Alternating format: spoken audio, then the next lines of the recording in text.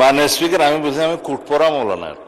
যেহেতু এই রেওয়াজ এবং এই আলোচনা গ্রহণ হওয়ার সম্ভাবনা নাই, সেই কারণে আমরা মূল্যবান সময়টা বাঁচাইতে পারি কিনা, আমাদের কোনো সুযোগ আছে কিনা যে আমাদের দেওয়া এই ছাঁটাই প্রস্তাবগুলো আমরা প্যাকেজ আমরা প্রত্যাহার করে নিলাম, তাহলে বোধহয় কাজটা সহজ হয়।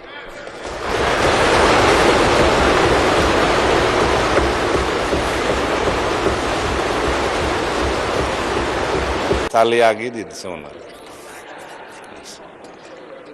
তারা আশা করছে আপনি একটা উর্দু শের বলবেন, সেই জন্যই তালি দিয়েছেন। মানে স্পিকার, আমি বুঝি আমি কুটপড়া মৌলানা। আমি মাননীয় স্পিকার একটা শায়ের শুনতে যাচ্ছেন আপনার কাছে। আমি না, মাননীয় বিরোধী দলীয় সদস্যরা শুনতে যাচ্ছেন। মানে স্পিকার, সেদিন আগে উত্থাপন করুন। জি, আমি সালাউদ্দিন আহমদ, স্বরাষ্ট্রমন্ত্রী, মাননীয় ধর্ম বিষয়ক মন্ত্রী জনাব কাজী শাহ মফজুল হোসেন কায়কোবাদের পক্ষে প্রস্তাব করছি যে ধর্ম বিষয়ক মন্ত্রণালয় খাতে 2027 সনের 30 জুন তারিখে সমাপ্ত অর্থ বছরের প্রয়োজনীয় সাকল্য পরিচালন ও উন্নয়ন ব্যয় নির্বাহকল্পে মহামান্য রাষ্ট্রপতিকে অনধিক 2,955 কোটি 42 লক্ষ টাকা মঞ্জুর করা হোক। ধন্যবাদ মাননীয় স্পিকার। মাননীয় সদস্যবৃন্দ, যেহেতু এই দাবির উপর আলোচনা না করার ব্যাপারে নোটিশদাতা মাননীয় সদস্যগণ সম্মত হয়েছেন, সে কারণে এটিকে আমি সরাসরি ভোটে দিচ্ছি। সংসদের সামনে প্রশ্ন হচ্ছে, মাননীয় ধর্ম বিষয়ক মন্ত্রী কাজী শাহ মোফাজ্জল হোসেন কায়কোবাদের পক্ষে স্বরাষ্ট্রমন্ত্রী সালাউদ্দিন আহমদ কর্তৃক উত্থাপিত প্রস্তাব মতো ধর্ম বিষয়ক মন্ত্রণালয় খাতে মহামান্য রাষ্ট্রপতিকে অনধিক 2,955 কোটি 42 লক্ষ টাকা মঞ্জুর করা হোক। যারা এই প্রস্তাবের পক্ষে আছেন তারা হাঁ বলুন, যারা এই প্রস্তাবের বিপক্ষে আছেন তারা না বলুন।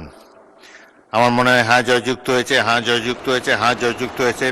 অতএব দাবি নম্বর 33 সংসদে গৃহীত হলো।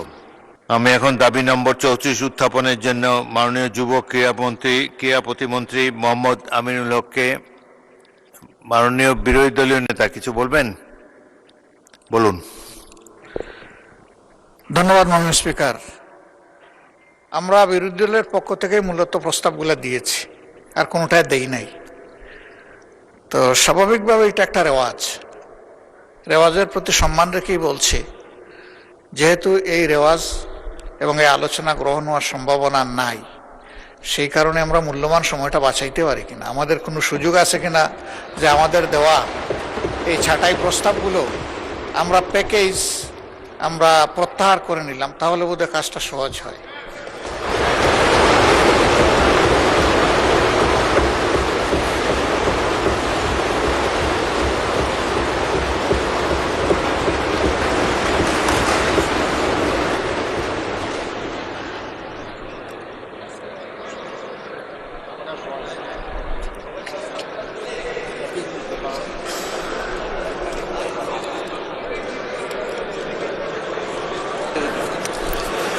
ধন্যবাদ বিরোধী দলীয় নেতা।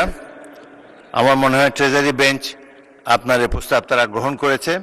আমার মনে হয় যে প্রস্তাবগুলো উত্থাপনে মাননীয় মন্ত্রী প্রস্তাব উত্থাপনের পর সরাসরি প্রস্তাবটি ভোটে দেওয়া হবে। ধন্যবাদ মাননীয় বিরোধী দলের নেতা, অনেক সময় বাঁচবে।